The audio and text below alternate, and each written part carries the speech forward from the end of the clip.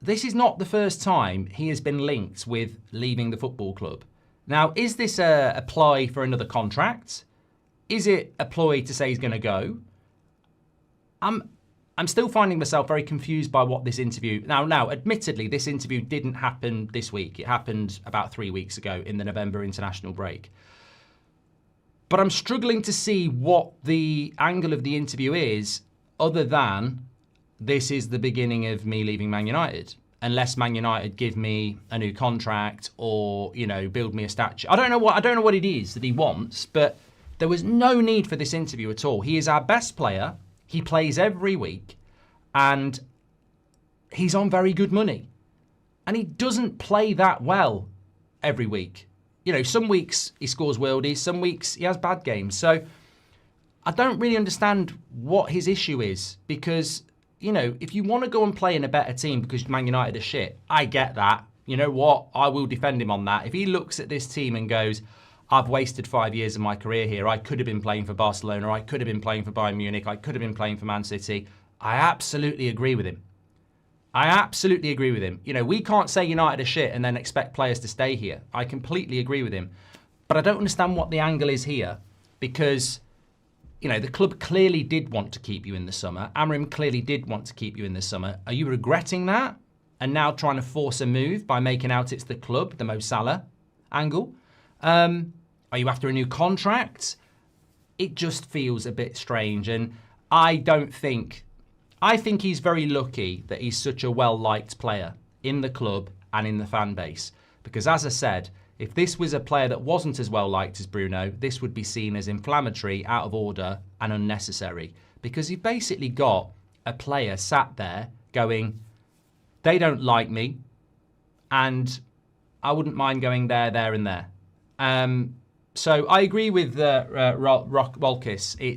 It's weird and it's unnecessary. And, you know, I'm not bothered about calling that out. I'm not bothered about calling that out. I could go further. I could say that Amorim has basically said that it's Bruno or Mainu who plays in that position.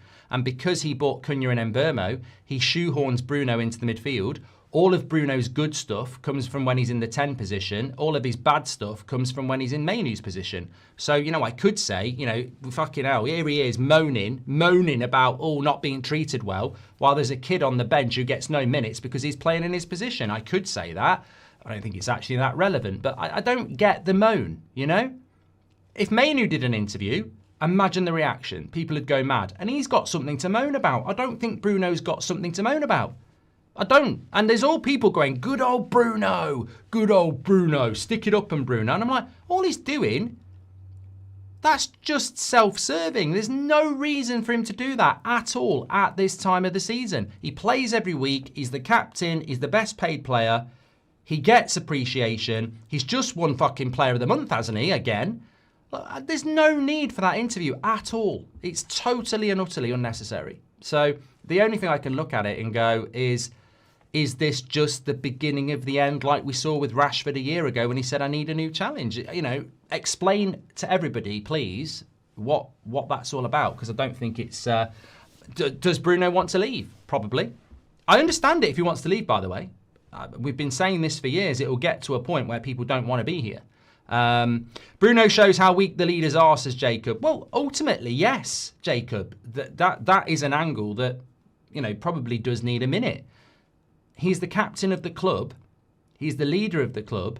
And if you're in that dressing room today and you're reading those quotes and he's walking in, pointing fingers, throwing his arms in the air, I'm the bloody captain, I'd be thinking, hold on a minute. You're the captain, you're the leader, we're meant to get behind you, we're meant to listen to you, and you're talking about the Saudi, the Spanish league, how the club doesn't appreciate you. You know, look, as I said last night, I'm not saying Amorim should drop him for the weekend, but I think if certain people did that interview, they would be dropped at the weekend. We can't afford to drop Bruno at the weekend, but I don't get the point of that interview. And, you know, I think the club looked really weak, just sitting back and taking it. Really weak. If I was in charge, I wouldn't be happy about that. And I'd be saying to Amorim, well, what are we going to do about this then? Because I'm not happy about what he's done there. But the club, Bruno's in a position of strength. Salah's a Premier League legend. He's a Liverpool legend, and Liverpool still put him in his place.